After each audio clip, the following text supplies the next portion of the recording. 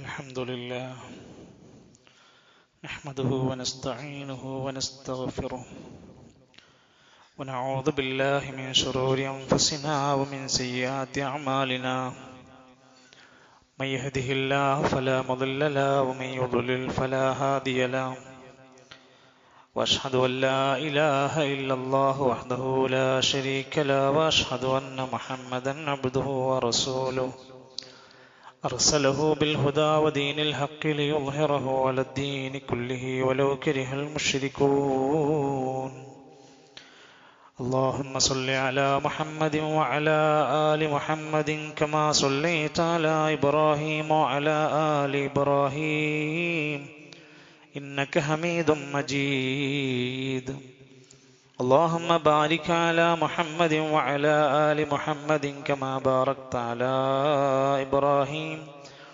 وعلى آل إبراهيم إنك حميد مجيد أما بعد فإن خير الكلام كلام الله وخير الهدي هدي محمد صلى الله عليه وسلم وشر الأمور محدثاتها وكل محدثة بدعة وكل بدعة ضلالة وكل ضلالة في النار أيها الإخوة والأخوات أوصيكم وإياي أولا بتقوى الله يا أيها الذين آمنوا اتقوا الله حق تقاته ولا تموتن إلا وأنتم مسلمون أعوذ بالله من الشيطان الرجيم فذكر إن نفعت الذكرى سيذكر من يخشى ويتجنبها الأشقى الذي يصلى النار الكبرى. ബഹുമാന്യരായ സഹോദരങ്ങളെ, സത്യവിശ്വാസികളെ, വിശ്വാസികളെ, സൃഷ്ടാവായ ലോകത്തിൻ്റെ രക്ഷിതാവ് കാരുണ്യവാനായ അല്ലാഹു സുബ്ഹാനഹു വ തആലയുടെ നിയമനിർദ്ദേശങ്ങൾ പാലിച്ചുകൊണ്ട് വിശാലമായ അതിമഹത്തായ ഇസ്ലാമിൻ്റെ മൂല്യങ്ങളെ നെഞ്ചിലേറ്റി തഖ്വയുള്ള ജീവിതം നയിക്കണേ എന്ന് എന്നെയും നിങ്ങളെയും ഓർമ്മപ്പെടുത്തുകയാണ്, വസിയത്ത് നൽകുകയാണ്. അല്ലാഹു നമ്മെ എല്ലാം സ്വർഗം നൽകി അനുഗ്രഹിക്കുമാറാകട്ടെ. ജീവിതത്തിലെ ചില പ്രതിസന്ധി ഘട്ടങ്ങളിൽ നമ്മളൊക്കെ കൊതിച്ചു പോകും, ഒരു ഉപദേശം കിട്ടിയിരുന്നെങ്കിൽ. ചില സന്ദർഭങ്ങളിൽ നമ്മൾ മറക്കാതെ ചിലരെ പറ്റി പറയും, ഞാൻ അങ്ങനെ ഒരു ഘട്ടത്തിൽ അയാൾ നൽകിയ ചില സാരോപദേശങ്ങളാണ് എനിക്ക് മറക്കാൻ കഴിയാത്ത അനുഭവമായത്. ജീവിതത്തിൽ ഉപദേശിക്കാനും ഉപദേശം കേൾക്കാനും പറയാനും ഒക്കെ കഴിയുക എന്നതൊരു ഭാഗ്യമായി തന്നെയാണ് നാം വിലയിരുത്തേണ്ടത്. പ്രത്യേകിച്ചും നമ്മൾ നരകത്തിൽ നിന്ന് രക്ഷപ്പെടാവുന്ന ചില ഉപദേശങ്ങൾ നമുക്ക് ലഭിക്കുകയാണെങ്കിൽ അതിനെത്ര പ്രസക്തിയും പ്രാധാന്യവും ഉണ്ടായിരിക്കും. ബുദ്ധിമാന്മാരുടെ അടയാളമായി ഇസ്ലാം പറയുന്നതാണ് അവർ ഉപദേശങ്ങളെ സ്വീകരിക്കുന്നവരാണ്. അത് സ്വീകരിക്കാതെ പോകുന്ന ആളുകൾ ഹതഭാഗ്യരാണ്, ഭാഗ്യം കെട്ടവരാണ്. അള്ളാഹുവിന്റെ ഖുർആൻ ഇടയ്ക്കിടയ്ക്ക് ഓർമ്മപ്പെടുത്തുന്നതും അത്തരം ചില സന്ദർഭങ്ങളാണ്. നബിയെ, താങ്കൾ ഉത്ബോധനങ്ങൾ, ഉപദേശങ്ങൾ കൊടുക്കുക. ആർക്ക്? ആ ഉപദേശങ്ങൾ ഉപകരിക്കുന്നവർക്ക് നൽകുക. അത് കേൾക്കാനും അത് പാലിക്കാനും അത് പകർത്താനും ആഗ്രഹിക്കുന്നവർക്ക് കൊടുക്കുക. കേൾക്കാൻ പോലും മനസ്സില്ലാത്തവരെ പിന്നെന്തിനു ഉപദേശിക്കണം? ഫദക്കിർ ഇൻ നഫഅതി ദിക്റാ. ആകയാൽ നബിയെ, താങ്കൾ ഉത്ബോധനങ്ങൾ കൊടുക്കണം. താങ്കളുടെ ഉത്ബോധനങ്ങൾ അവർക്ക് പ്രയോജനകരമാണെങ്കിൽ, അത് കേട്ടത് അതിന്റെ പ്രയോജനം എടുക്കുന്നവരാണെങ്കിൽ, സയദ്ദക്കറു മൻ യഖ്ശാ. ആ ഉത്ബോധനങ്ങൾ, ഉപദേശങ്ങൾ അവർ ഉറ്റാലോചിച്ച് ചിന്തിച്ച് പാഠം പഠിക്കും. ആര്? പേടിക്കുന്നവർ, ഖുശൂഅോടെ ഭയഭക്തിയോടെ പടച്ചോനെ പേടിക്കുന്നവർക്ക്. വയതജന്നബുഹൽ അഷ്ഖാ. ഉപദേശങ്ങളിൽ നിന്ന് ദൗർഭാഗ്യവാന്മാർ അകറ്റപ്പെടുന്നതാണ്. കിട്ടൂല, അവർക്കതിന്റെ ഗുണം കിട്ടൂല. അവസാനം അവർ അല്ലദീ യസ്ലന്നാറൽ കുബ്റാ, വെന്തെരിയുന്ന കത്തിജ്വലിക്കുന്ന നരകത്തിന്റെ വിറകായി അവര് മാറുന്നതാണ്. അല്ലാഹുവിന്റെ ഖുർആനിന്റെ വലിയ ഒരു നിർദ്ദേശമായി തന്നെ മറ്റു പല ആയത്തുകളിലും പ്രവാചകൻ നബി കരീം സല്ലല്ലാഹു അലൈഹി വസല്ലമയോട് പലപ്പോഴായി പറയാണ്, നബിയെ ഉത്ബോധനം കൊടുക്കണം, ഉപദേശങ്ങൾ കൊടുക്കണം. എന്നിട്ട് പറയാറുണ്ട്, നിങ്ങൾ ഒരാളെയും അത് പറഞ്ഞ് നിർബന്ധിക്കേണ്ട ആവശ്യമില്ല, പറഞ്ഞു കൊടുത്താ മതി, ഉപദേശിച്ചാ മതി. ആരെയും വരിഞ്ഞു മുറുക്കി നിർബന്ധിച്ച് മാറ്റേണ്ട ആവശ്യമില്ല. ഫദക്കിർ ഇന്നമാ അൻത മുദക്കിർ, നബിയെ നിങ്ങൾ ഉത്ബോധനം കൊടുക്കുക, നിങ്ങൾ അവർക്ക് താക്കീത് കൊടുക്കുന്ന ഉത്ബോധകനാണ്. ലസ്ത അലൈഹിം ബിമുസൈതിർ, താങ്കൾ അവരുടെ മേൽ നിർബന്ധം ചെലുത്തേണ്ടതില്ല. പറഞ്ഞു കൊടുക്കുക എന്ന് നമ്മുടെ ഓരോരുത്തരുടെയും ബാധ്യതയാണ്.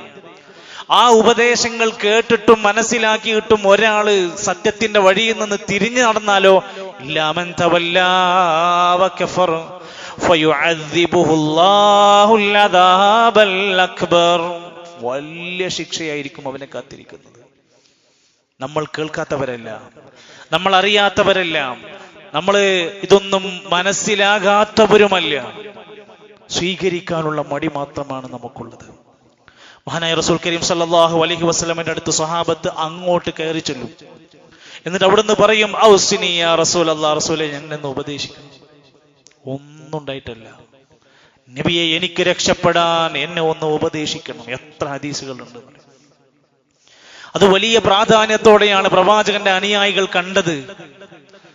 മഹാനായ ഇമാം മുഹമ്മദ് റഹ്മത്തുള്ളാഹി അലൈഹി അവിടുത്തെ മുസ്നദിൽ ഉദ്ധരിക്കുന്ന ഒരു ഹദീസ് ഷെയ്ഖ് നാസറുദ്ദീൻ അൽബാനി റഹ്മത്തുള്ളാഹി അലൈഹി സ്വഹീഹാണെന്ന് സർട്ടിഫിക്കറ്റ് ചെയ്ത ആ ഹദീസിന്റെ വരികളിൽ കാണാൻ സാധിക്കും, മഹാനായ അബൂദർ അൽ ഗഫാരി റളിയല്ലാഹു അൻഹുവിനോട് റസൂലുള്ളാഹി സ്വല്ലല്ലാഹു അലൈഹി വസല്ലം 7 കാര്യങ്ങൾ ഉപദേശിക്കുന്നുണ്ട്. എന്നിട്ട് അബൂദർ അൽ ഗഫാരി റളിയല്ലാഹു അൻഹു പറയുന്നുണ്ട്, അമറനി ഖലീലി സ്വല്ലല്ലാഹു അലൈഹി വസല്ലം ബിസബ്ഇൻ, എന്റെ കൂട്ടുകാരൻ, എന്റെ ഉറ്റ ചങ്ങാതി എന്നോട് 7 കാര്യങ്ങൾ ഉപദേശിച്ചു, എന്നോട് കൽപ്പിച്ചു, എന്നെ പഠിപ്പിച്ചു തന്നു. വലിയ കാര്യമായിട്ടാ പറഞ്ഞു കൊടുത്തത്.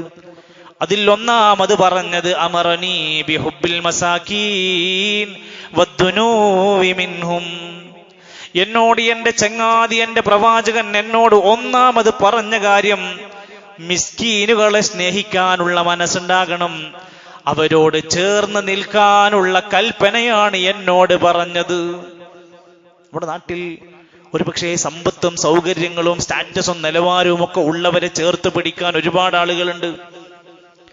സമൂഹത്തിൽ കാറ്റഗറി കുറഞ്ഞ ആളുകളെ ചേർത്ത് പിടിക്കാനും അവരോടൊപ്പം ഇരിക്കാനും അവരോടൊപ്പം ഭക്ഷണം കഴിക്കാനും അവരുടെ കൂടെ ചങ്ങാത്തം കൂടാനും ഇന്ന് ആളുകൾക്ക് താല്പര്യമില്ല.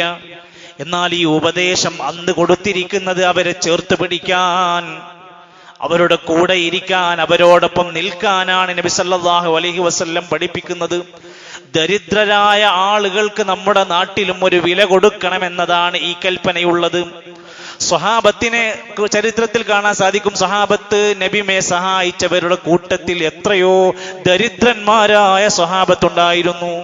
നല്ല സഹായിച്ചിട്ടുണ്ട്, അവരെ കൊണ്ട് കഴിയുന്ന സഹായങ്ങൾ. അതുകൊണ്ട് തന്നെയാണ് നമ്മളോടും ഈ ബാധകമായി പഠിപ്പിക്കുകയാണ്. ഒരു ദിവസം റസൂൽ കരീം സല്ലല്ലാഹു അലൈഹി വസല്ലമയുടെ സ്വഹാബത്തിന്റെ അരികിലൂടെ ഒരു സമ്പന്നനായ മനുഷ്യൻ കടന്നുപോയി. ആ വ്യക്തി അങ്ങ് കടന്നുപോയപ്പോ ജനങ്ങളെല്ലാം അദ്ദേഹത്തിനെ വാനോളം പ്രശംസിച്ചു. നല്ലൊരു മനുഷ്യനാണ്, നല്ല പണം കൊണ്ട് സഹായിക്കും, ഇത്ര കന്നുകളുണ്ട് അദ്ദേഹത്തിന്, ഇത്ര സ്വർണങ്ങളുണ്ട് അദ്ദേഹത്തിന് എന്നൊക്കെ പറഞ്ഞ് അദ്ദേഹത്തിനെ കുറിച്ച് ഇങ്ങനെ പ്രശംസകൾ പറയാൻ തുടങ്ങി. കടന്നുപോയി. കുറച്ചു കഴിഞ്ഞപ്പോൾ ഒരു ദരിദ്രനായ മിസ്കീനായ ഫഖീറായ ഒരാൾ ആ വഴിയിലൂടെ കടന്നുപോയി. സല്ലല്ലാഹു അലൈഹി വസല്ലമയുടെ സ്വഹാബത്തിൽപ്പെട്ട ചിലരൊക്കെ പറഞ്ഞു, വല്ലാഹി യാ റസൂലല്ലാഹ് ഹാദാ മിൻ ഫുഖറാഇൽ മുസ്ലിമീൻ, ഇതൊരു ഫക്കീറാണ്, ഒരു സാധുവാണ്, ഒരു ദരിദ്രനാണ്. ഹാദാ ഹരിയുൻ ഇൻ ഖതബ ലം യുൻകഹ്, ഈ മനുഷ്യൻ ഒരാളോട് പോയി കല്യാണം ആലോചിച്ചാൽ ഒരു വീട്ടിൽ നിന്നും ഇയാൾക്ക് പെണ്ണ് കിട്ടൂല. ഏതെങ്കിലും ഒരു വിഷയത്തിൽ ഇടപെട്ടൊരു ശുപാർശ പറഞ്ഞാൽ ആരും അദ്ദേഹത്തിന്റെ ശുപാർശ സ്വീകരിക്കൂല. ഒരു ദരിദ്രൻ.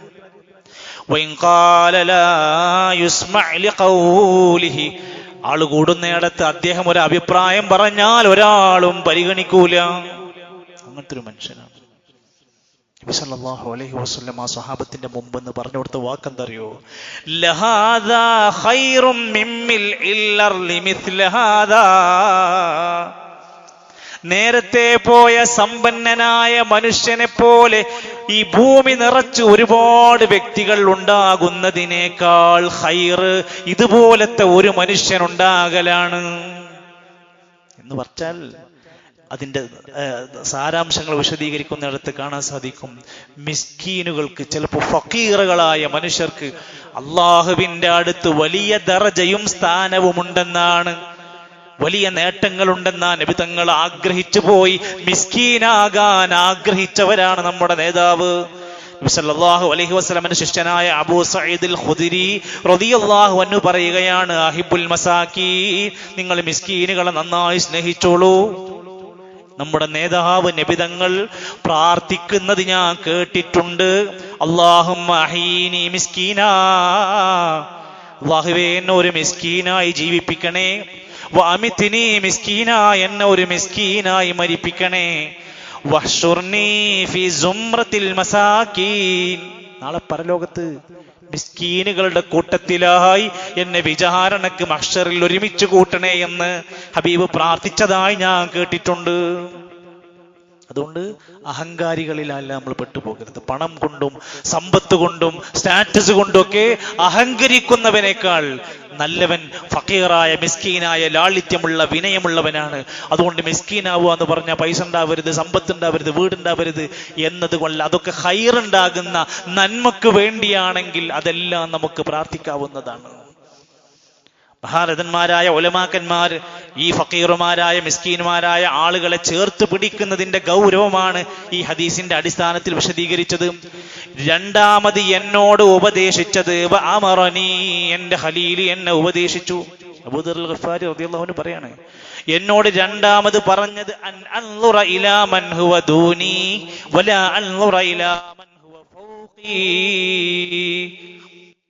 എന്നെക്കാൾ നിന്നെക്കാൾ മുകളിലുള്ളവരിലേക്ക് നോക്കണ്ട, താഴെയുള്ളവരിലേക്ക് നോക്കിക്കൊള്ളി.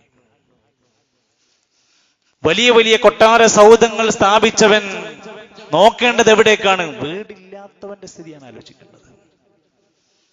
ജോലി കൊണ്ട്, ശമ്പളം കൊണ്ട് ഒരുപാട് നേട്ടങ്ങൾ നേടുന്നവൻ ആഗ്രഹിക്കേണ്ടത്, ചോദിക്കേണ്ടത്, ആലോചിക്കേണ്ടത് ഒരു ജോലിക്ക് വേണ്ടി ഇന്റർവ്യൂകൾ തെരഞ്ഞു പിടിച്ച് നടക്കുന്ന മനുഷ്യന്റെ ദുരിതത്തെ കുറിച്ചാണ്. നമ്മൾ ചിന്തിക്കുന്നത് 2 കൊട്ടാരമുള്ളവനെ കുറിച്ചാണ്. നമ്മൾ ചിന്തിക്കുന്നത് 2 ഹൈപ്പർ മാർക്കറ്റുള്ളവനെ കുറിച്ചാണ്. താഴെയുള്ളവരിലേക്ക് നോക്കി നീ നിന്റെ നിഅമത്തിനെ മാനിച്ചോ എന്നാണ് ആ ഉപദേശം. മറ്റൊരു ഹദീസിൽ ഒന്നുകൂടി വ്യക്തമാക്കി പറഞ്ഞു, നിങ്ങൾ നിങ്ങളെക്കാൾ താഴെയുള്ളവരിലേക്ക്, ദറജ കുറഞ്ഞവരിലേക്കൊന്ന് നോക്കിയാൽ ഫഹുവ ജിദറു വല്ലാ തസ്ദറൂ നിഅമതല്ലാഹി അലൈക്കും, അള്ളാഹു നിങ്ങൾക്ക് നൽകിയിട്ടുള്ള അനുഗ്രഹങ്ങൾ നിസ്സാരമല്ല എന്ന് നിനക്ക് ബോധ്യപ്പെടാനാ. എനിക്കൊന്നുമില്ല എല്ലാം തോന്നുന്നുണ്ടെങ്കിൽ നിന്നെക്കാൾ കുറഞ്ഞ, കഴിവ് കുറഞ്ഞ, പ്രയാസപ്പെടുന്നവരിലേക്ക് താഴേക്ക് നോക്ക്. നിനക്ക് മനസ്സിലാകും അള്ളാഹു എനിക്ക് എത്ര സുഖം തന്നിരിക്കുന്നത്. ഖുർആനിൽ അല്ലാഹുവിന്റെ കൽപ്പന, വലാ തമുദ്ദന്ന ഐനൈക ഇലാ മാ മത്തഅനാ ബിഹി അസ്വാജം മിൻഹും സഹറത്തൽ ഹയാത്തിദ് ദുനിയാ ലിനഫ്തിനഹും ഫീ. സൗകര്യവും ഒരുപാട് നല്ല നല്ല ഗുണങ്ങളെല്ലാം നേടി ദുനിയാവിന്റെ ആസ്വാദനങ്ങളിൽ മുഴുകി മറിയുന്നവരിലേക്ക് നീ നിന്റെ കണ്ണുകൾ നീട്ടണ്ട. എന്നിട്ട് എനിക്കൊന്നും കിട്ടിയിട്ടില്ല എന്ന് ചിന്തിക്കണ്ട, എനിക്ക് തോന്നണ്ട. എത്രയോ താഴെയുള്ളവരിലേക്ക് നോക്ക്. എന്നോട് കൽപ്പിച്ചത് ശ്രദ്ധിച്ചോളൂ. വഅമറനി, എന്നോട് കൽപ്പിച്ചു അന്നസിലർ റഹ്മ, കുടുംബ ബന്ധം ചേർക്കണം. അവരെല്ലാവരും നിന്നിൽ നിന്ന് പിന്തിരിഞ്ഞു പോയാലും, കുടുംബക്കാരൊക്കെ നമ്മളെയൊക്കെ ഒഴിഞ്ഞു പോവുക. നമ്മളെ എത്ര സ്നേഹിച്ചാലും അവര് നമ്മളെ വെറുക്കുക. നമ്മളെത്ര കൊണ്ടുപോയി കൊടുത്താലും അവര് നമ്മളോട് അടുക്കുന്നില്ല. എന്താ ചെയ്യേണ്ടത്? നല്ലൊരു മുസ്ലിമാണോ, നിന്റെ അടുക്കലുള്ള കുടുംബങ്ങളുമായുള്ള ബന്ധം നീ ചേർക്കണം, മുറിച്ചു കളയരുത്. ഖുർആന്റെ കൽപ്പന എന്താ? വത്തഖുല്ലാഹല്ലദീ തസാഅലൂന ബിഹി വൽ അർഹാം. അല്ലാഹനെ സൂക്ഷിക്കണേ, കുടുംബ ബന്ധങ്ങളെ സൂക്ഷിക്കണേ. ചോദ്യം ചെയ്യപ്പെടും. അല്ലാഹുവിന്റെ റസൂൽ കരീം സല്ലല്ലാഹു അലൈഹി വസല്ലം ഒരു ഹദീസിൽ പറയാണ്, ഒരിക്കൽ അല്ലാഹ് പറഞ്ഞിട്ടുണ്ട്, വാക്കുണ്ടായത് റഹ്മാൻ, പരമകാരുണികൻ, അതിന്നാണ് റഹം എന്ന കുടുംബ ബന്ധം എന്ന അറബി വാക്കുണ്ടായത്. എന്നിട്ട് ഹദീസിൽ പറഞ്ഞ വാക്ക് ഫമൻ വസലഹാ, ആരെങ്കിലും ആ ബന്ധം ചേർത്താൽ വസൽതുഹു, ഞാൻ അവനോട് ബന്ധം ചേർക്കും. വമൻ ഖതഅഹാ, ആരെങ്കിലും ബന്ധം മുറിച്ചാൽ നിസാരമായ പ്രശ്നങ്ങൾ ഉണ്ടാകും, ചെറിയ ചെറിയ കാരണങ്ങളൊക്കെ ഉണ്ടാകും. ശൈത്താൻ നമ്മുടെ ബന്ധങ്ങളെ മുറിക്കാനുള്ള പലതും ഇട്ടുതരും. ശ്രദ്ധിച്ചോളൂ, ആരെങ്കിലും മുറിച്ചാൽ ഞാൻ അവനുമായി ബന്ധം മുറിക്കും. അള്ളാഹ്ക്ക് അയാളായിട്ടൊരു ബന്ധം ഉണ്ടാവും. നമ്മുടെ സമ്പത്തിലും ജീവിതത്തിലും നമ്മുടെ റിസ്കിന്റെ മേഖലയിലും ബറക്കത്തുണ്ടാകാൻ വേണ്ടി ഇസ്ലാം പറഞ്ഞ കാര്യമാണ് നന്നായി കുടുംബ ബന്ധം ചേർക്കുക. ചുരുക്കി പറയാം, നാലാമത്തേത് വഅമറനി, എന്നോട് പറഞ്ഞു, എന്നോട് കൽപ്പിച്ചു, അല്ലാ അസ്അലഹദൻ ശൈആ, ഒരാളോടും യാചിക്കാനും ചോദിക്കാനും പോകല്ലേ. നമ്മളെ കൊണ്ട് ചെയ്യാൻ പറ്റാവുന്നതിന്റെ മാക്സിമം നമ്മൾ ചെയ്യാം. എല്ലാവരുടെ മുമ്പിലും കൈനീട്ടലാണ് ഒന്നാമത്തേത് എന്നൊരിക്കലും നീ ധരിക്കരുത്. ഇന്ന് നമ്മുടെ സമൂഹത്തിൽ അങ്ങനെയാണ്. നമ്മളെ കൊണ്ട് എന്തെങ്കിലും ചെയ്യാൻ കഴിയുമോ എന്നുള്ളതിനപ്പുറത്ത് മറ്റവനെ കൊണ്ട് എന്തെങ്കിലും ഇങ്ങോട്ട് ചെയ്യിപ്പിക്കാൻ പറ്റുമോ എന്ന് നമ്മൾ ചിന്തിക്കും. യാചനക്ക് ഒരു മടിയുമില്ലാതെ സോഷ്യൽ മീഡിയ ഉപയോഗപ്പെടുത്തിക്കൊണ്ടിരിക്കുന്ന ആളുകൾ, അത് വീഡിയോയും കരച്ചിലും സങ്കടങ്ങളും എല്ലാം കാണിക്കലാണ്. ഭയങ്കര ത്രില്ല്. പൈസ വീഴണമെങ്കിൽ കുറച്ചേരം കരയണം, കരയിപ്പിക്കണം.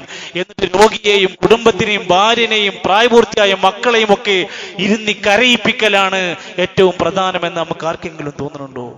ഹദീസിൽ പറഞ്ഞ വാക്ക് സാധ്യമാകുന്നതിന്റെ മാക്സിമം നമ്മൾ മറ്റുള്ളവരോട് യാചിക്കാതിരിക്കാൻ, ചോദിക്കാതിരിക്കാൻ ശ്രദ്ധിച്ചു. പറഞ്ഞു, അയാൾ ആയിരിക്കും യസ്അലുന്നാസ, ജനങ്ങളോട് ഇങ്ങനെ യാചിക്കുന്നവനായാൽ. ഇതൊരു ശീലമാക്കി മാറ്റാൻ പാടില്ല. അങ്ങനെ ഒരാൾ യാചിച്ചുകൊണ്ടിരിക്കുന്നവനായാൽ ഹത്താ യഅതിയ യൗമൽ ഖിയാമ, അവൻ ഖിയാമത്ത് നാളിൽ വരുന്നത് ലൈസ ഫീ വജ്ഹിഹി മുസ്അത്തുൽ ലഹമിൻ, മാംസത്തിന്റെ ഒരു കഷ്ണം പോലും ഇല്ലാതെ ആയിരിക്കും. എന്നാൽ അപമാനിതനായിട്ടായിരിക്കും പരലോകത്ത് അവനെ കൊണ്ടുവരപ്പെടുക. ഈ ഹദീസിന്റെ ഷറഹ് വായിക്കുമ്പോ കാണാം, ജനങ്ങളോട് ആവശ്യത്തിലധികം സമ്പത്ത് ചോദിക്കുന്നവരാണ് ഇതിന്.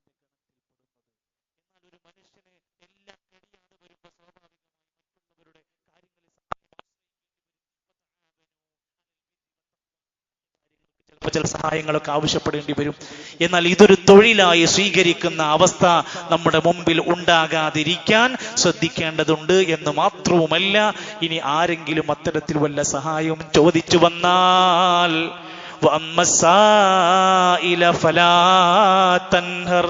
ചോദിച്ചു വരുന്നവനെ വിരട്ടരുത്, ചോദിച്ചു വരുന്നവനെ ആട്ടി അകറ്റരുത്.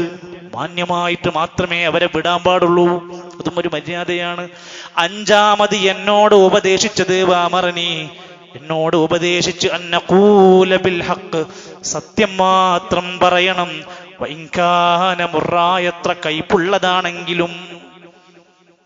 വിദ്യാർത്ഥികളൊക്കെ ലീവുള്ള ഒരു ദിവസം കൂടിയാണ്. രക്ഷിതാക്കളൊക്കെ ഒരുപക്ഷെ ഇന്ന് ഒരുമിച്ച് കൂടുന്ന ഒരു ദിവസം കൂടെയാണ്. പ്രിയപ്പെട്ടവരെ, നമ്മുടെ വിദ്യാലയങ്ങളിൽ, നമ്മുടെ ക്യാമ്പസിൽ, അതുപോലെ തന്നെ നമ്മൾ ജോലി ചെയ്യുന്നിടത്ത് എവിടെയാവട്ടെ, സത്യം പറയുന്നവർക്കാണ് മാർക്കറ്റ് കൊടുക്കേണ്ടത്.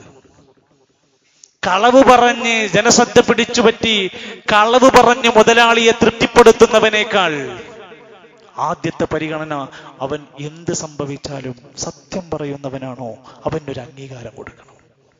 കൈപ്പുണ്ടെങ്കിലും നീ സത്യം പറയുക. സത്യസന്ധത മനുഷ്യനെ സ്വർഗത്തിലേക്ക് നയിക്കും. നാളെ പരലോകത്ത് സുദ്ദീഖ് എന്ന പേരിന് അർഹനാക്കും. കളവ് പറയുന്നവൻ കാദിബായി, ഫുജൂറായി, കദ്ദാബായി അവസാനം നരകത്തിലേക്ക് മുഖം കുത്തി വീഴ്ത്തുമെന്ന ഹദീസ് നമ്മളെ ചിന്തിപ്പിക്കണം. ഈ പുതിയ കാലഘട്ടത്തിൽ തമാശക്ക് കള പറയുന്ന ആൾക്കാരുണ്ട്.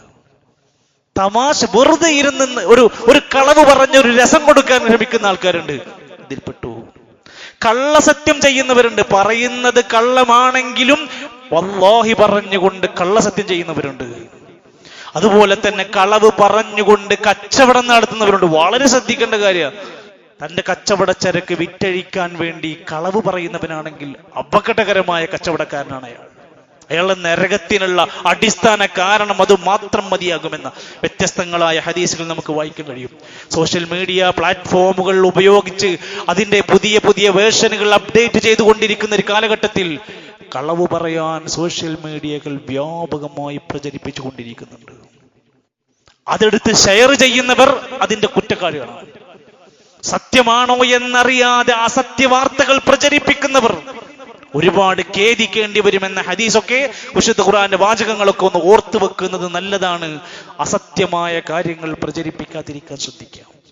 6 എന്നോട് ഉപദേശിച്ചത് അമറനീ, എന്നോട് ഉപദേശിച്ചു അല്ലാ അഖാഫ ഫില്ലാഹി ലൗമത ലായിമിൻ, അല്ലാഹുവിന്റെ വിഷയത്തിൽ ഒരാക്ഷേപകന്റെ ആക്ഷേപവും ഭയപ്പെടരുത്. ചില ആൾക്കാരെയാണ് പേടി, ജനങ്ങളെയാണ് പേടി, ഭാര്യനെയാണ് പേടി, ഭർത്താവിനെയാണ് പേടി, കുടുംബക്കാരെയാണ് പേടി. എന്നിട്ട് എന്താ ചെയ്തത്? ദീന് മിണ്ടൂല. സത്യം അറിയാം അയാൾക്ക്. ഖുത്ബയിലൂടെ, ഖുർആനിലൂടെ, ക്ലാസ്സിലൂടെ, തഫ്സീറിലൂടെ അയാൾക്ക് സത്യങ്ങളൊക്കെ അറിയാം. തന്റെ ബാപ്പയോട് ഉമ്മയോട് വീട്ടിൽ ഈ സത്യം പറയാൻ മടി കാണിക്കുന്നവർ, അള്ളാഹുവിന്റെ കാര്യത്തിൽ, സത്യത്തിന്റെ കാര്യത്തിൽ അള്ളാനെയല്ലാതെ അബൂദർറേ നീ ഒരാളെയും പേടിക്കരുത്, കൂസരുത്. ഒരു വിലപ്പെട്ട ഉപദേശമായിട്ടാണ് പഠിപ്പിച്ചിരിക്കുന്നത്.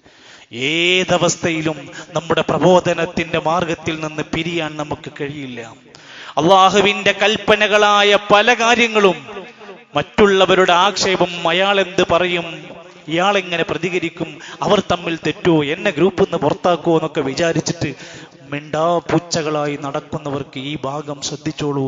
അള്ളാഹനല്ലാത്ത ഒരാളെയും പേടിച്ച് നമ്മൾ ഹക്ക് മറച്ചു വെച്ച് പടച്ച റബ്ബ് പഠിപ്പിച്ച കൽപ്പനകൾ മിണ്ടാതെ പോകുന്ന അവസ്ഥയുണ്ടായാൽ, വിശുദ്ധ ഖുർആനിൽ ഒരു ആയത്ത് സൂറത്ത് മാഇദയിൽ 54 പറയാ, സത്യത്തിന്റെ ദീനിൽ നിന്ന് ഒരു വിഭാഗം ആളുകൾ പുറത്തു പോയാൽ, ഈ ദീന് വിട്ട് എല്ലാവരും ഒന്ന് പുറത്തു പോയാൽ ഇവിടെ പുതിയ ഒരു സംഘത്തിനെ കൊണ്ടുവരും. ആ സംഘത്തിന് ഗുണങ്ങളുണ്ട്. യുഹിബ്ബുഹും വയുഹിബ്ബൂന, അവർ അല്ലാഹനെ ഇഷ്ടപ്പെടും, അല്ലാഹ് അവരെ ഇഷ്ടപ്പെടും. അങ്ങനെ വിശദീകരിച്ച് പറയാ, വലാ യഖാഫൂന ലൗമത ലായിമിൻ, ഒരാക്ഷേപകന്റെ ആക്ഷേപവും ഭയപ്പെടാത്ത ഒരു സംഘത്തിനെ ഇവിടെ കൊണ്ടുവരും. നമ്മൾ എത്ര കാലം പേടിച്ചു ജീവിക്കും? ഹക്ക് പടച്ച റബ്ബ് നമുക്ക് തന്നിട്ട് പിന്നെ എന്തിനാ അത് മൂടി വെച്ച് മറച്ചു വെക്കണം? ആവശ്യമില്ല. സത്യം തുറന്നു പറയാൻ ധൈര്യം കാണിക്കാം. 7ാമത്തെയും അവസാനത്തെയുമായ ഉപദേശം, അമറനീ, എന്റെ ഖലീൽ, എന്റെ പ്രിയപ്പെട്ട ചങ്ങാതി, എന്റെ റസൂൽ എന്നെ ഉപദേശിച്ചു, അന്നുക്സിറ മിൻ ഖൗൽ, ഒരു വാക്ക് ആവർത്തിച്ചു പറയാൻ, ലാ ഹൗല വലാ ഖുവത ഇല്ലാ ബില്ലാഹ്. വെറുതെ പോകുന്ന സംസാരങ്ങളിൽ, വെറുതെ മൂളിപ്പാട്ട് പാടി നടക്കുന്നവരിൽ, അനാവശ്യങ്ങൾക്ക് വേണ്ടി നാവ് ചലിപ്പിക്കുന്നവരിൽ ദിക്ർ കൊണ്ട് നനക്കാനാണ് പറഞ്ഞത്. കൻസുൻ ഫഇന്നഹുന്ന മിൻ കൻസിൻ തഹ്തൽ അർശി, ആ ലാ ഹൗല വലാ ഖുവത ഇല്ലാ ബില്ലാഹ് അല്ലാഹുവിന്റെ അർശിന്റെ താഴത്തുള്ള ഒരു നിധിയാണ്. അബ്ദുല്ലാഹി ഇബ്നു ഖൈസ് റളിയല്ലാഹു അൻഹുവിനോട് നബി പറഞ്ഞു, ലാ ഹൗല വലാ ഖുവത ഇല്ലാ ബില്ലാഹ് എന്ന് നന്നായി പറഞ്ഞു. ഫഇന്നഹാ കൻസും മിൻ കുനൂസിൽ ജന്ന, സ്വർഗത്തിലെ നിധിയാണ്. ഇസ്ലാമിലെ ദിക്റുകളുടെ പ്രാധാന്യം അറിയാതെ പോയി. എന്നിട്ട് ദീനിലില്ലാത്ത ദിക്ർ 1000ഉം 6000ഉം 7000ഉം തവണ ചൊല്ലിക്കൊണ്ടിരിക്കുന്നു. ആടിയും പാടിയും ചാടിയും ദിക്ർ ചൊല്ലിക്കൊണ്ടിരിക്കുന്നു. കത്തിയും മടാളൊക്കെ എടുത്തുകൊണ്ടുള്ള ദിക്റുകൾ ചൊല്ലിക്കൊണ്ടിരിക്കുന്നു. ദീനിലില്ലാത്തതിന് സമൂഹത്തിൽ ഭയങ്കര പോരിശയാണ്. ലാ ഹൗല വലാ ഖുവത ഇല്ലാ ബില്ലാഹ്, സ്വർഗത്തിലെ നിധിയാണ്. നിന്റെ ജീവിതത്തിൽ അത് ഉണ്ടായിക്കോട്ടെ. അസ്തഗ്ഫിറുല്ലാഹൽ അദീം അല്ലദീ ലാ ഇലാഹ ഇല്ലാ ഹുവൽ ഹയ്യുൽ ഖയ്യൂം വഅതൂബു ഇലൈഹി. ഈ ദിക്റിനെ പറ്റി ഹദീസിൽ വന്ന വാക്ക്, ഇത് ഒരു മനുഷ്യൻ ചൊല്ലിയാൽ പറഞ്ഞാൽ, ഗുഫിറ ലഹു വഇൻ കാന ഫറ മിനസ് സഹഫ്, യുദ്ധരംഗത്ത് നിന്ന് പിന്തിരിഞ്ഞോടുന്ന വൻപാപം ചെയ്തവനാണെങ്കിലും അവന് പുറത്തു കൊടുക്കും. പറയാൻ എത്ര വാക്കുകളുണ്ട്. അസ്തഗ്ഫിറുല്ലാഹൽ അദീം അല്ലദീ ലാ ഇലാഹ ഇല്ലാ ഹുവൽ ഹയ്യുൽ ഖയ്യൂം വഅതൂബു ഇലൈഹി. അങ്ങനെ തന്റെ നാവ് കൊണ്ട് അള്ളാഹുവിനെ സ്മരിക്കുന്നവനാക്കി മാറ്റാൻ ശ്രമിച്ചോ എന്ന 7ാമത്തെ ഉപദേശവും അബൂദർ ഗഫാരി റളിയല്ലാഹു അൻഹു കൊടുക്കുക. പിന്നീട് ചരിത്രത്തിൽ നമുക്ക് കാണാൻ സാധിക്കും, അത്ഭുതകരമായ ജീവിത മാറ്റങ്ങളാണ് ആ മഹാസ്വഹാബിയുടെ ചരിത്രത്തിൽ ഉണ്ടായത്. എത്രയോ ആളുകൾ അദ്ദേഹത്തിലൂടെ ഗഫാർ എന്ന് പറയുന്ന ഗോത്രം മുഴുവൻ ഇസ്ലാം സ്വീകരിച്ചു. കള്ളക്കാരും കൊള്ള സംഘങ്ങളുമായി മാത്രം ജീവിച്ചിരുന്ന വൃത്തികെട്ടൊരു ഗോത്രത്തെ പിന്നീട് ഇസ്ലാമിന്റെ മാതൃകയുള്ള ചരിത്രത്തിലേക്ക് നയിച്ച സ്വഹാബിയാണ് അദ്ദേഹം. അല്ലാഹു സുബ്ഹാനഹു വ തആല ദീനിന്റെ വിലപ്പെട്ട വസിയത്തുകളെ, പ്രവാചകന്റെ പ്രിയപ്പെട്ട വഹീന്റെ സന്ദേശങ്ങളെ ജീവിതത്തിൽ പാലിക്കാനും പകർത്താനും പ്രചരിപ്പിക്കാനും നമുക്ക് തൗഫീഖ് നൽകുമാറാകട്ടെ.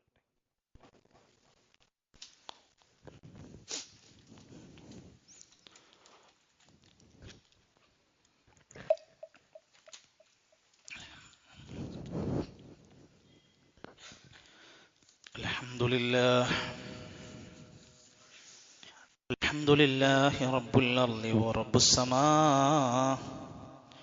വജഅല അദ്ദുനിയാ ദാറ അമലിൻ ലാ ദാറൽ ജസാ വനസ്സലൽ ഖുർആന ലിമാ ഫിസ് സുദൂർ വസ്സലാത്തു വസ്സലാമു അലാ റസൂലിഹിൽ അമീൻ ഖാതമർ റസൂൽ വൽ അംബിയാ وإمام المجاهدين والأتقياء وعلى آله وصحبه أجمعين أما بعد فاتقوا الله عباد الله أوصيكم وإياي ثانيا بتقوى الله. അള്ളാഹുവിൻ്റെ നിയമനിർദ്ദേശങ്ങൾ പാലിച്ച് പ്രവാചകന്റെ സുന്നത്തുകൾ മുറുകെ പിടിച്ച് അവസാന നിമിഷം വരെയും നല്ല സ്വാലിഹീങ്ങളുടെ ജീവിതത്തിന്റെ മാർഗത്തിലെത്താൻ ഓരോരുത്തരും ശ്രമിക്കണേ എന്നൊരിക്കൽ കൂടെ ഓർമ്മപ്പെടുത്തുകയാണ്. അള്ളാഹു സഹായിക്കുമാറാകട്ടെ. ഇസ്ലാമിലെ ഇബാദത്തുകളുടെ കൂട്ടത്തിലെ ധാരാളം കർമ്മങ്ങളെ പരിചയപ്പെടുത്തുന്നു. ഇബാദത്തുകൾ കൊണ്ട് ജീവിതത്തെ അലങ്കരിക്കാനാണ് ഇസ്ലാമിന്റെ നിർദ്ദേശം. പ്രത്യേകിച്ചും ഫറളുകൾ കൃത്യമായി പാലിക്കുക എന്നതൊരു വിശ്വാസി ജീവിതത്തിൽ പാലിച്ചേ പറ്റൂ. സുന്നത്തുകൾ എടുക്കാൻ വേണ്ടി ഫറൾ ഒഴിവാക്കുന്ന അവസ്ഥ ഉണ്ടാകാൻ പാടില്ല. ആദ്യ പരിഗണന ഫറളിനാണ്. എന്നാൽ ഹദീസുകളിൽ കാണാൻ സാധിക്കും, ഫറളുകൾ കഴിഞ്ഞാലുള്ള ഏറ്റവും വലിയ ഇബാദത്ത് സുന്നത്തുകൾ പാലിക്കലാണ്. ഫറളായ നോമ്പുണ്ട്, സുന്നത്തായ നോമ്പുണ്ട്. ഫറളായ നമസ്കാരമുണ്ട്, സുന്നത്തായ നമസ്കാരങ്ങളുണ്ട്. ഫറളായ സക്കാത്തുണ്ട്, സുന്നത്തായ സ്വതക്കയുണ്ട്. ഫറളായ ഹജ്ജുണ്ട്, സുന്നത്തായ ഹജ്ജുണ്ട്. എന്നാൽ ഈ കൂട്ടത്തിൽ ഏറ്റവും നല്ല സുന്നത്ത് എന്ന് പറയുന്നത് നമസ്കാരമാണ്. സുന്നത്ത് നമസ്കാരം. ഹദീസിൽ റസൂൽ സല്ലല്ലാഹു അലൈഹി വസല്ലം പറഞ്ഞ വാക്ക് ഇസ്തഖീമു, നിങ്ങൾ അല്ലാഹുവിന്റെ മാർഗത്തിൽ നേരെ നിലകൊണ്ടോളൂ. വലൻ തുഹ്സൂ വഅലമൂ അന്ന ഖൈറ അഅമാലികും അസ്സലാത്ത്, നിങ്ങളുടെ പ്രവർത്തനങ്ങളിൽ ഏറ്റവും ഉത്തമമായത് നിസ്കാരമാണ്. നമ്മൾ ചെയ്യുന്ന പ്രവർത്തനങ്ങളിൽ ഏറ്റവും നല്ലത് നിസ്കാരമാണ്.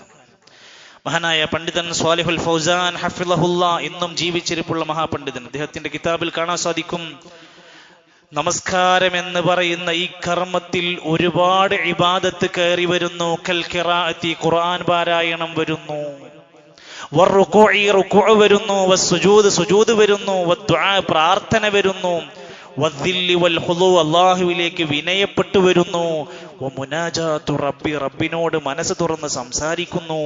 വത്തക്ബീർ, അല്ലാഹു അക്ബർ വരുന്നു. വത്തസ്ബീഹ്, സുബ്ഹാനല്ലാഹ് വരുന്നു. വസ്സലാത്തു അലൻ നബി, നബിന്റെ പേരിലുള്ള സ്വലാത്ത്, പ്രാർത്ഥന വരുന്നു. ഇതെല്ലാം കൂടി യോജിക്കുകയാണ്. അതുകൊണ്ട് നമ്മുടെ ജീവിതത്തിലെ ഫറളുകളെ പോലെ തന്നെ സുന്നത്തുകളും പാലിക്കാൻ ഒരു മനസ്സ് കാണിക്കാൻ നമുക്ക് പ്രചോദനമാവുകയാണ്. ഞാൻ 3 സുന്നത്തുകളെ ഒന്ന് ഓർമ്മപ്പെടുത്താം. അറിയാത്തതോ പരിചയമില്ലാത്തതോ അല്ല എങ്കിലും ചിലപ്പോഴെങ്കിലും നമ്മളൊക്കെ ഇങ്ങനെ ഒന്ന് തട്ടി ഉണർത്താൻ വേണ്ടി മാത്രം ഒന്ന് സൂചിപ്പിക്കുക. അതിലേറ്റവും പ്രധാനപ്പെട്ട സുന്നത്ത് നമസ്കാരമാണ്, രാത്രി നമസ്കാരം. ഖിയാമുൽ ലൈൽ. റമദാനിൽ 6ഉം 7ഉം 8ഉം സ്വഫ് നമസ്കരിച്ചവരാണ് നമ്മൾ. വീട്ടിൽ ഒരു 3 റക്അത്ത് നമസ്കരിക്കാൻ നമുക്കെന്തു തടസ്സം? ഇമാം ആവശ്യമില്ല, വേറെ ആരുടെയും ഒന്നും ആവശ്യമില്ല. നമുക്ക് എഴുന്നേറ്റ് നിന്നുകൊണ്ടൊരു 3 റക്അത്ത് നമസ്കരിക്കാൻ. രാത്രി നമസ്കാരത്തിന്റെ മഹത്വം അറിയാത്തത് കൊണ്ടാണോ? ഫഇന്നഹാ ദഅബു സ്വാലിഹീൻ, സകല സ്വാലിഹീങ്ങളുടെയും ചര്യയാണ് ഖിയാമുൽ ലൈൽ. മഹാനായ ഇമാം മുഹമ്മദ് റഹ്മത്തുള്ളാഹി അലൈഹി പറയാണ്, മൻ തറക്കൽ വിത്റ, ആരെങ്കിലും ഈ വിത്ർ നമസ്കാരം ഒഴിവാക്കിയാൽ, ഉംദൻ മനഃപൂർവ്വം ഒഴിവാക്കിയാൽ, വഹുവ റജുലുൻ സൂഇൻ, അയാളൊരു മോശക്കാരനാണ്, അയാളൊരു മോശക്കാരനാണ്. അദ്ദേഹത്തിന്റെ ഷഹാദത്ത്, അദ്ദേഹത്തിന്റെ സാക്ഷിത്വം അംഗീകരിക്കാൻ കൊള്ളാത്തവനാണ്. അപ്പൊ നല്ലൊരു മനുഷ്യന്റെ അടയാളമാണ് അയാൾ നമസ്കാരം വിത്ർ ഒഴിവാക്കൂല. ഒരാൾ അത് ഏറ്റവും പ്രധാനത്തോടെ ഉറങ്ങി ഒന്ന് രാവിലെ നേരത്തെ എഴുന്നേറ്റ് നിർവഹിക്കുകയാണെങ്കിലോ അതാണ് ഏറ്റവും അഫ്ളലായ ഇബാദത്ത്. ഇനി ഒരാൾക്ക് തോന്നുകയാണ് രാവിലെ ഞാൻ എണീക്കാനെങ്ങാനും വൈകിയാലോ, അഥവാ നിസ്കാരത്തിന്റെ സമയത്ത് എനിക്ക് എണീക്കാൻ പറ്റിയില്ലെങ്കിലോ, ആയിഷ റളിയല്ലാഹു അൻഹ ഉദ്ധരിക്കുന്ന ഹദീസിൽ കാണാം, നബി തങ്ങൾ പറഞ്ഞു, അയ്യുക്കും ഖാഫ് അല്ലാ യഖൂമ മിൻ ആഖിറിൽ ലൈൽ, രാത്രിന്റെ അവസാന സമയത്ത് എഴുന്നേൽക്കുമോ എന്ന് പേടിയുണ്ടെങ്കിൽ, ഫൽയൂത്തിർ, അയാൾ കിടക്കുന്നതിന് മുമ്പൊന്ന് വിത്ർ നമസ്കരിക്കട്ടെ, സുമ്മൽ യർഖദ്, എന്നിട്ട് ഇറങ്ങിക്കോ. എന്നാലത് കളയണ്ടെന്നാ പറയണത്. അതിന്റെ ഒരു മഹത്വമാണ് അവിടെ സൂചിപ്പിച്ചത്. നബി തങ്ങളുടെ നമസ്കാരത്തെ കുറിച്ച് പറയുന്നത്, സുദീർഘമായി ഒരുപാട് നേരം നിസ്കരിക്കും, സുജൂദ് ഒരുപാട് നേരം ഉണ്ടാവും, വലിയ വലിയ സൂറത്തുകളെടുത്ത് ദീർഘമായി പാരായണം ചെയ്യും. നബി തങ്ങൾ ആശ്വാസം കണ്ടിരുന്നത് ആ നമസ്കാരത്തിലായിരുന്നു. ഹദീസിലുണ്ട്. ഒന്നാമത്തെ സുന്നത്ത് നമസ്കാരത്തിൽ നമ്മുടെ ജീവിതത്തിൽ ഉണ്ടാക്കേണ്ടെന്ന് മാറ്റം. 2, ഫർള് നമസ്കാരങ്ങളോടൊപ്പമുള്ള നമ്മുടെ സുന്നത്ത് നമസ്കാരങ്ങൾ പലപ്പോഴായി വിഷമകരമായ ഒരു അവസ്ഥയിൽ നമ്മൾ കണ്ടുമുട്ടും. ഒരു സലാം വീട്ടുമ്പോഴത്തേക്ക് ആളുകൾ എഴുന്നേറ്റ് ഓടിപ്പോകും. തിരക്കുകൾ ഉണ്ടാകാം, പ്രയാസങ്ങൾ ഉണ്ടാവാം. എന്നാൽ പുറത്തിറങ്ങി പോകുന്നവർ പലതും ആ പുറത്തിറങ്ങുന്ന ആവേശമില്ല, പുറത്ത് എത്രയോ മണിക്കൂറുകൾ വഴിയിലും അങ്ങാടിയിലും ഒക്കെ അയാൾ വെറുതെ ഇരിക്കുന്നുണ്ടാകും. പറ്റുമെങ്കിൽ ഫർള് നമസ്കാരങ്ങൾക്ക് ശേഷം അയാൾ വീട്ടിൽ പോയി നിസ്കരിക്കട്ടെ. വീട്ടിലേക്ക് അയാൾ എത്തൂല എന്നുണ്ടെങ്കിൽ അയാൾ പള്ളിയിൽ നിന്ന് തന്നെ ആ സുന്നത്തു നമസ്കാരങ്ങൾ നിർവഹിക്കട്ടെ. ഹദീസിൽ നബി തങ്ങൾ പറഞ്ഞത്, തങ്ങൾ അവിടുന്ന് ഓർമ്മപ്പെടുത്തിയത്, ആരെങ്കിലും 12 റക്അത്ത് റവാത്തിബായ നമസ്കാരം നിർവഹിച്ചാൽ, ബനല്ലാഹു ലഹു ബൈതം ഫിൽ ജന്ന, സ്വർഗ്ഗത്തിൽ ഒരു വീട് നിർമ്മിച്ചു തരും അല്ലാഹ്. ഈ ഹദീസ് കേട്ടപ്പോൾ ഉമ്മു സലമ റളിയല്ലാഹു അൻഹ പറയാണ്, ഫമാ തറക്തു മുൻദു സമിഅതുഹുന്ന, അത് കേട്ടതിന് ശേഷം ഞങ്ങൾ അത് ഒഴിവാക്കിയിട്ടില്ല. നമ്മൾ കേട്ടില്ലേ? നമ്മൾ കേട്ടു, നമ്മൾ സ്വീകരിക്കുവോ? നമ്മളാണ് ചിന്തിക്കേണ്ടത്. മഹാരഥന്മാരായ ഉലമാക്കന്മാര് പറയാണ്, യഹ്സുലു ഫീ സ്വലാത്തിൽ ഫരീദത്തി മിനൻ നുഖ്സി വൽ ഖലൽ, നമ്മൾ ഫർള് നിസ്കരിക്കുമ്പോൾ കുറെ പോരായ്മകൾ ഉണ്ടാവും, ചലനങ്ങൾ കൂടും, ചിലപ്പോൾ പ്രാർത്ഥനകൾ മറന്നുപോകും, പലതും നമുക്ക് വിട്ടുപോകും. അതിന്റെ കുറവുകളും പോരായ്മകളും നികത്താനുള്ളതാണ് ഫർളിന്റെ മുമ്പും ശേഷവുമുള്ള സുന്നത്ത് നമസ്കാരങ്ങൾ. 3-ാമത്തേത് സ്വലാത്തുൽ ളുഹ, ആർക്കും മുടക്കം പറയാൻ പറ്റാത്ത ഒരു നമസ്കാരം, ളുഹാ നമസ്കാരം. സുബ്ഹ് നമസ്കാരം കഴിഞ്ഞ്, ഉദയം കഴിഞ്ഞ് സൂര്യൻ കുറച്ചൊക്കെ ഒന്നിങ്ങനെ ഉയർന്നു പൊന്തി, അതുപോലെ തന്നെ ളുഹറിന് കുറച്ച് ഏകദേശം അരമണിക്കൂറൊക്കെ മുമ്പായി ഒരു 2 റക്അത്ത് നിസ്കരിക്കുക. രാവിലെ കുളിച്ചൊരുങ്ങി വസ്ത്രം മാറ്റി റെഡിയായി പോകാൻ നിൽക്കുമ്പോ വീട്ടിൽ നിന്ന് 2 റക്അത്ത് ളുഹ നിയ്യത്ത് വെച്ച് നിസ്കരിക്കുക. ഹദീസിൽ പറഞ്ഞ വാക്ക് സ്വലാത്തുൽ അവ്വാബീൻ, ഈ പശ്ചാത്താപക്കാരുടെ നിസ്കാരം. സ്വലാത്തുൽ ളുഹനെ പറ്റിയാണ്. തർമിദുൽ ഫിസാല, ഒട്ടകങ്ങളിലേക്ക് വെയിൽ തട്ടുമ്പോ, ചൂട് തട്ടുമ്പോൾ എഴുന്നേറ്റ് പോകുന്ന സമയത്ത്, രാവിലെ കുറച്ചിങ്ങനെ ചൂടിങ്ങനെ വെയിൽ തട്ടി വരുമ്പോഴാണ് ഒട്ടകങ്ങൾ അവിടുന്ന് എണീറ്റ് ഓടുക. അങ്ങനെയുള്ള ഒരു സമയത്ത് എഴുന്നേറ്റ് നമസ്കരിക്കുന്നത് പശ്ചാത്താപക്കാരുടെ നമസ്കാരമാണ്. ആയിഷ റളിയല്ലാഹു അൻഹ പറയാണ്, നബി നിസ്കരിക്കുന്നത്, ളുഹ നിസ്കരിക്കുന്നത് ഞാൻ കണ്ടു. യുസല്ലി 4 റക്അത്ത് നമസ്കരിക്കുന്നത് ഞാൻ കണ്ടു. മഹാനായ ഇമാം മുഹമ്മദ് റഹ്മത്തുള്ളാഹി പോലുള്ള പണ്ഡിതന്മാര് പറയാണ്, ചില ഹദീസുകൾ അക്സറുഹാ 8 റക്അത്തിൻ, നബി 8 റക്അത്ത് വരെ നമസ്കരിച്ചത് കണ്ടിട്ടുണ്ട്. ഒരു 2 റക്അത്ത് ജീവിതത്തിൽ എന്നാണ് പ്രിയപ്പെട്ടവരെ 6 അടി മണ്ണിലേക്ക്, കബറിലേക്ക് എപ്പോഴായി ഇറക്കി വെക്കുക? കൊല്ലം ജില്ലയിലെ വിദ്യാലയത്തിന്റെ മുകളിലെ ഒരു ചെരുപ്പെടുക്കാൻ കയറിയ ഒരു വിദ്യാർത്ഥി ഷോക്കേറ്റ് മരിച്ചപ്പോൾ പ്രിയപ്പെട്ട വിദ്യാർത്ഥികളെ, നമ്മൾ ആരെങ്കിലും വിചാരിച്ചോ ഒരു പെട്ടെന്നൊരു മരണം എന്റെ ജീവിതത്തിൽ ഉണ്ടാകുമെന്ന്? ബഹ്റൈനിൽ നിന്ന് എയർപോർട്ടിൽ നിന്ന് അടുത്ത എയർപോർട്ടിലേക്ക് കാലിക്കറ്റിൽ ഇറങ്ങുന്നതിന് മുമ്പ് ഒരു ചെറുപ്പക്കാരൻ 27 വയസ്സുള്ള ഒരു പൊന്നുമകൻ മരിച്ചു എന്ന വാർത്ത കേൾക്കുമ്പോൾ ഒന്ന് ചിന്തിക്കണം, നമ്മൾ നമ്മുടെ ഖബറിലേക്ക് എന്താ കൊണ്ടുപോകുന്നത്? ഈ കച്ചവടവും ഈ ജോലിയും ഈ പഠിപ്പും ഈ കോളേജും സ്കൂളും ഈ കറങ്ങി നടക്കലുകളും ഈ തീറ്റപ്രാന്തികളും മാത്രമായി നമ്മുടെ ഖബറിലേക്ക് വല്ലതും കരുതി വെച്ചിട്ടുണ്ടോ? സാധുണ്ടോ നമ്മുടെ കയ്യിൽ? നമ്മുടെ കഫൻ പുടവന്റെ കൂടെ കൊണ്ടുപോകാൻ എന്തെങ്കിലും വേണം. അതിന് അള്ളാഹുവിന് ഇഷ്ടപ്പെട്ട കർമ്മങ്ങൾ ഉണ്ടാവണം, സൽസ്വഭാവത്തിന്റെ മാതൃകകൾ ഉണ്ടാവണം, പ്രാർത്ഥനകൾ ഉണ്ടാവണം, ദിക്റുണ്ടാവണം.